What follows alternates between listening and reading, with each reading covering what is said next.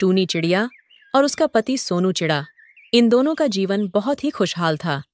बस उनके पास एक ही कमी थी, संतान की, जिससे वह बहुत दुखी रहते थे। सोनू, हम इतने दिनों से संतान की आशा लगा रहे हैं, लेकिन भगवान ने हमें अब तक कोई संतान नहीं दी। क्या हमारी किस्मत में यही लिखा है? टूनी, तुम चिंता मत करो, आज नहीं तो कल भगवान हमें जरूर संतान देंगे। सोनू टूनी चिड़िया को हमेशा हौसला देता रहता है। ऐसे ही एक दिन टूनी चिड़िया के घर उसकी पड़ोसन आई और टूनी चिड़िया को बातें सुनाने लगी। अरे टूनी, तुम्हारे तो अभी तक एक भी बच्चे नहीं हुए। इतने दिन हो गए पर तुम्हारी गोद अभी भी सूनी ही है।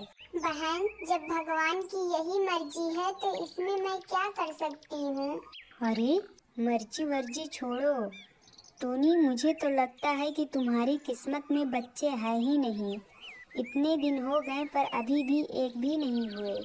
अब मेरी ही किस्मत देखो, मेरे घर में 3 बच्चे हैं इतने ही दिनों में। अरे बहन, तुम्हारे पास बच्चे हैं तो इसका ये मतलब नहीं कि भगवान ने मुझे भुला दिया है। हर किसी की किस्मत अलग अलग होती है। अरे बस यही बातें बनाते रहो, देखते हैं तुम्हारी किस्मत में क्या लिखा है। ये बोलकर पड़ोसन वहां से चली गई।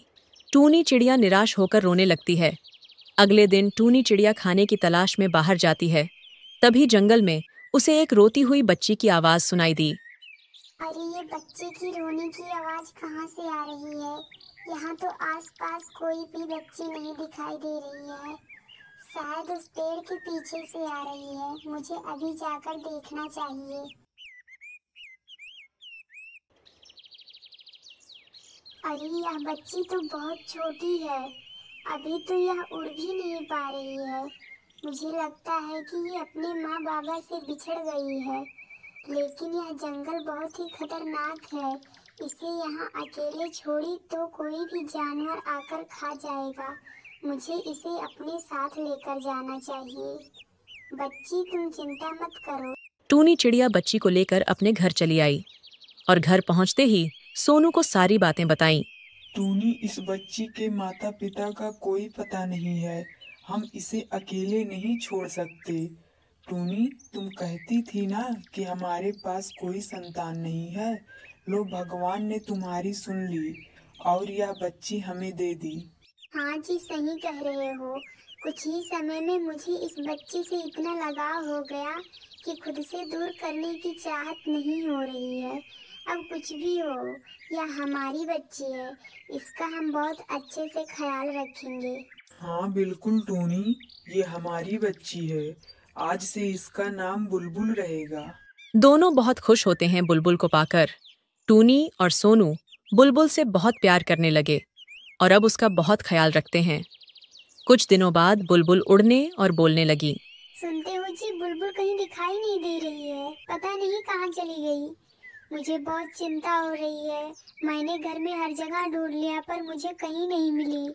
जाइए, जाकर देखिए हमारी बुलबुल कहाँ है। टूनी, तुम चिंता मत करो, मैं अभी जाकर बाहर देखता हूँ, वो वहीं कहीं होगी। तभी बुलबुल पीछे से आकर अपनी मम्मा को डरा देती है। मम्मा, मैं यहाँ हूँ। बुलबुल, मेरी बच्ची, तुम कहाँ चली गई थी? तुम्हारी मम्मा तुम्हारे लिए कितना परेशान हो गई थी। मम्मा, मैं आपसे बस लुका छिपी खेल रही थी। मैं कहीं नहीं गई थी, किचन में फ्रिज के पीछे छिपी हुई थी। बुलबुल बेटा, तुम ऐसा मजाक मत किया करो, हम तुम्हारे लिए कितना परेशान हो जाते हैं। तुम हमारी प्यारी बच्ची हो। अपने मम्मा पापा से वादा करो कि अब तुम ऐसा कभी नहीं करोगी। सॉरी मम्मा, सॉरी पापा, मुझे माफ कर दो। मैं आप दोनों से वादा करती हूँ कि मैं अब कभी भी ऐसा नहीं करूँगी। बुलबुल मेरी बहुत ही प्यारी बच्ची है। अच्छा बुलबुल, बताओ अपनी मम्मा और बाबा में सबसे ज्यादा किससे प्यार करती हो? मम्मा बाबा, मैं तो आप दोनों से प्यार करती हूँ। बुलबुल के मम्मा और बाबा बहुत खुश होते हैं। ऐसे ही एक दिन बुलबुल पहली बार घर से बाहर घूमने के लिए गई। अरे जी, सुनते हो, वो हमारी ही बच्ची है ना, जो बचपन में खो गई थी? अरे हाँ टीना, ये तो हमारी ही बच्ची है। कुछ समय पहले इसे हम कहाँ कहाँ नहीं ढूंढे, पर हमें नहीं मिली। भगवान का लाख लाख शुक्र है जी, कि जो हमारी बच्ची हमें मिल गई।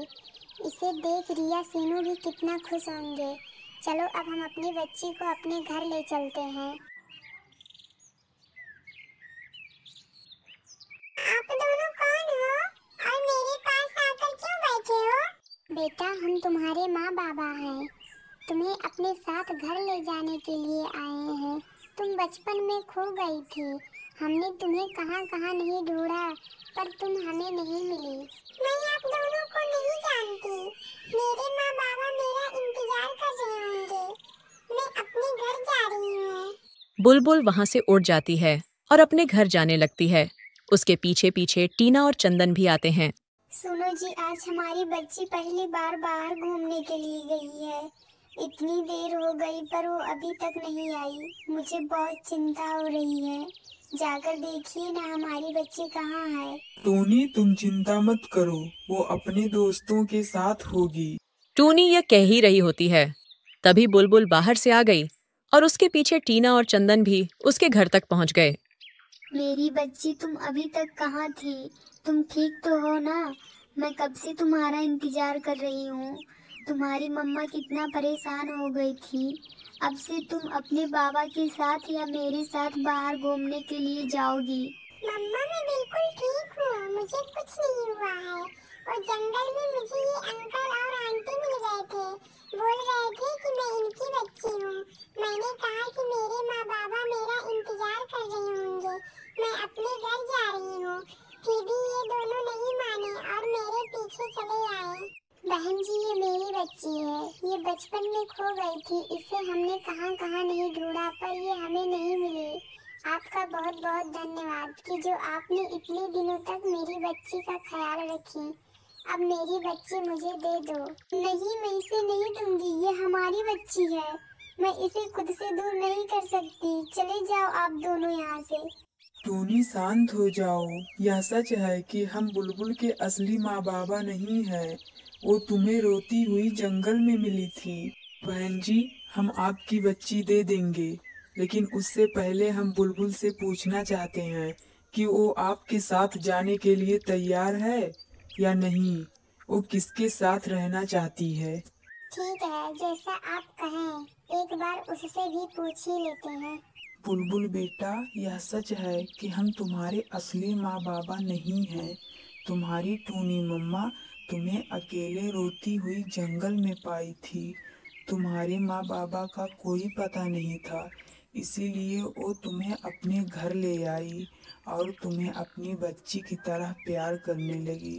बुलबुल बेटा हम इतने दिनों से ये बातें इसलिए छुपाए क्योंकि हमें डर था कहीं तुम यह सब जानने के बाद हमें छोड़कर चली न जाओ। हमें माफ कर दो। अब तुम्हारे असली माँ बाबा तुम्हें लेने के लिए आए हैं। क्या तुम उनके साथ जाना चाहती हो? नहीं बाबा मुझे कहीं नहीं जाना है। अब मेरे माँ बाबा आप दोनों ही हो। मैं आप दोनों को छोड़कर कहीं नहीं जाने वाली। मम्मा बाबा मुझे हमेशा आप दोनों के साथ रहना है। बहन जी बुलबुल हमारे साथ रहना चाहती है। वो आपके साथ जाने के लिए तैयार नहीं है। अब आप दोनों बताइए कि क्या कहना चाहते हैं। टूनी बहन तुम्हारी ममता मुझे हरा दी। भले ही बुलबुल को जन्म मैं दी हूँ पर उसकी परवरिश आप दोनों किए हो। जन्म देने वाला से बड़ा होता है उसकी देखभाल करने वाला। तो यह सच है कि बुलबुल के माँ बाबा आप दोनों ही हुए। मैं बुलबुल को अपने साथ नहीं ले जाऊंगी पर उससे कभी कभी मिलने जरूर आऊंगी। बहन बहन आपका बहुत बहुत उपकार है हम दोनों पर। आपका जब भी दिल करे बुलबुल से मिलने का आप दोनों मिलने के लिए आ जाइएगा। टीना और चंदन वापस चले जाते हैं। अब टूनी और सोनू बुलबुल के साथ बहुत खुश रहने लगते हैं। टीना कभी कभी अपनी बच्ची से मिलने आया करती थी। टूनी और सोनू का जीवन फिर से खुशहाल बन गया।